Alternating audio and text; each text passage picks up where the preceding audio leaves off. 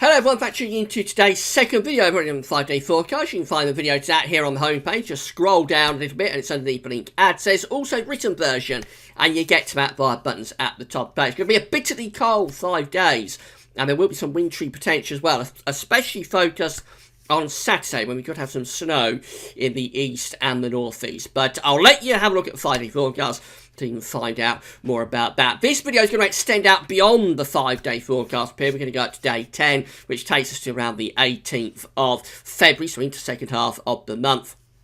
It looks like we're going to be turning winds into the south next week.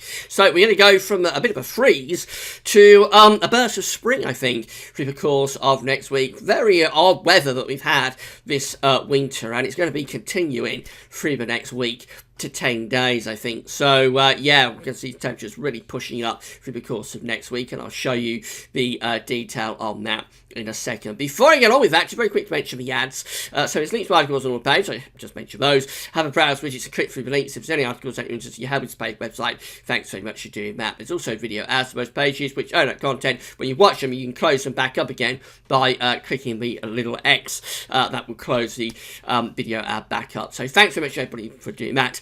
And it does help to pay for the website. We're going to start off at website XC Weather because winds are going into the east. So this is where we're going to begin.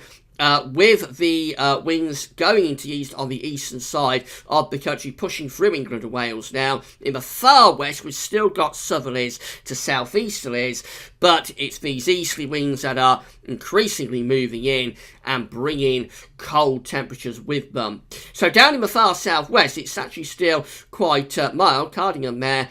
Down in the southwest is at 10 degrees. They've come further southwest into Cornwall and Camborne, 9 degrees there. And going up towards Liscombe, we find 9 degrees there in Devon. However, as we get through to the eastern side of the country, it gets progressively colder. So Coventry Airport is at just 4 degrees. Going up towards the northeast, we find that Scarborough is at just 3 degrees. Loftus is at 2 degrees there on the east coast, shivering away in those bitterly cold easterly winds. Bulmer at 4 degrees with a dew point very close to freezing. And temperatures will be getting colder as well over the next few days. Now, I had an update from the Central England temperature. We've been waiting for this update for about 3 weeks. It's finally updated. So we've got the final CET in for January. Let's deal with that first of all. January's Central England temperature came out at 4 degrees, which is an anomaly of just 0.1 of a degree above average. So set against 61 to 1990, we have actually had average temperatures this January. But if we was to compare this to a more modern average, say 81 to 2010, you will find that it's been a bit colder than average. I think it is 81 to 2010 that we should be using, really, because it's a more relevant temperature series. It takes into account the warming that occurred through the 1980s and 1990s, whereas 61 to 1990, of course, has that really cold decade in the 1960s, where most of the winters were cold, most of the summers were pretty miserable as well. So, set against a more modern average, 81 to 2010, we've had a slightly colder than average January. February has started off very mild, but visually, up to the 7th, we stand at 6.0, which is an anomaly of 1.5 degrees above average. Again, that's set against 61 to 1990, the old and cold temperature average. Set against a more modern average, 81 to 2010, wouldn't be quite as warm as that, the anomaly, but it would still be around a degree above average. I think that's going to get a bit of a kicking, Mo, over the next few days. These easy winds will reduce that quite a lot, I would have thought. So by the early part of next week, I suspect we won't be deviating too far from average. In fact, we might even be a little bit colder than average by the early part of next week. But then next week, it might get a bit of a lift again. As I say, a very odd winter, this one, with lots of changes from week to week and month to month. Now, the Arctic Oscillation is trending into increasingly negative territory going towards the middle part of February. So this is the Arctic Oscillation observed and forecast chart. Remember, the Arctic Oscillation is just an index that's reflecting the state of the atmosphere. It isn't driving anything in its own right. It's just telling you what the atmosphere is doing. It's the atmosphere that drives the index rather than the other way around. It's an important point to keep in mind with all of these indexes that we use, the NAO, the QBO. All of these indexes are just indications of what the atmosphere is doing, but it is the atmosphere that drives the index. So in this case, with the Arctic Oscillation going negative, it tells you that the atmosphere is setting up high pressure over the Arctic. It's setting up blocking over the North Pole, and we've got really quite a significantly negative Arctic Oscillation coming up over the next week or so. Those red lines are really taking a plunge. But let's go through to the middle part or the second half of February, which is this bit of a graph just here. The Arctic Oscillation is actually lifting up again, so it looks like it's only a temporary burst of blocking, and then we probably reduce it as we go through into the second half of February, which is a bit odd because after the stratospheric warming, you would have thought that the second half of February would have more blocking than the first half, but because there's always a time lag on the stratospheric warming occurring and getting the blocking, so I'm not sure quite what's going on there. It might be that the forecast of the GFS ensembles got it a little bit wrong. But in any case, we have got high pressure over next week over the Arctic, and that's probably going to be in association, of course, with the Scandinavian high that's giving us the cold weather over the next few days. North Atlantic Oscillation is looking like this. Again, same idea. It's just an index that tells you what the atmosphere is doing. It's not driving anything. It's the atmosphere that is driving the index. We are positive with the North Atlantic Oscillation at the moment. We're going to see a reduction. We're going to go down to neutral or maybe slightly negative, which tells you we will have a weakening of the Azores high and the Icelandic low. That's our default setup.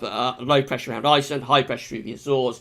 The temperature gradient between the two, or the gradient, pressure gradient between the two, produces westerlies across the Atlantic and into the UK and Europe. That's our default winter setup. So when we get a negative North Atlantic Oscillation, it tells you that you've probably got high pressure around Iceland, you've got low pressure through the Azores. I don't think we're going that far towards a negative NAO, but we're probably going towards neutral, so we are going to see, for a time anyway, the Icelandic low and the Azores high weakening a bit, which of course allows us to get these easterly winds through, but are going to be giving us really quite a cold few days. But then as we go through to next week, we might find the Atlantic winds beginning to come back just a little bit. Temperature anomalies for the next week. This going from the 8th through to 16th of February, coming out colder than average. Most parts of Europe also coming out colder than average. Expect these to be trending milder over the next few days. If you look at these around Friday or into weekend, I would suspect most northern and western parts of Europe will be in those pink and possibly even red colours, with the cold temperatures becoming restricted towards the southeast of Europe. The precipitation anomaly looks like that. It's drier than average again. How often have we said that this winter? So lots of dry weather coming up, not just for the UK, but for many parts of Europe as well. The rainfall looks like it's down in the south of Europe. If you're going down to Spain or into the Mediterranean islands, the Balearic Islands, or Corsica, Sardinia, or Malta, expect rain, and a lot of it potentially down there. The terrible Mediterranean winter looks like it's continuing. The north of Europe looks drier than average. And of course, if this continues into summer, we might have to start thinking about drought actually for some central parts of Europe, particularly this summer. So have a look at the generic charts. This is the GFS for Sunday. We're still bringing in that bitterly cold easterly wind. As I said, if you want to know more about that, do check out the 5-day forecast. Into Monday, still bitterly cold, although the wind is beginning to shift from the east to the southeast. It's a very subtle difference, but you notice that following the isobars back, instead of the air coming from somewhere around here, the air is starting to come from somewhere around here down in the Mediterranean. It'll take a while to lift those temperatures up, but eventually, with those winds going southeasterly and then maybe even southerly, we should start to see the temperatures lifting up next week.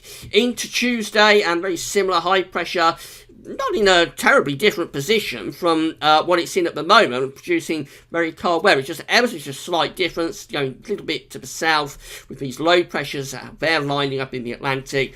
We start to pull the winds up from the south or the southeast, so that begins to lift the temperatures by Tuesday. Into Wednesday, we're into an actual southerly wind. Then it's a light wind, so if the sun comes out, it could feel really very mild indeed by the middle part of next week. The sun's getting a little bit of strength to it now, of course. We're well past the shortest day. The sun is rapidly starting to rise. It's still in the southern hemisphere. It'll be in the southern hemisphere until we get to the spring equinox around the 21st of March.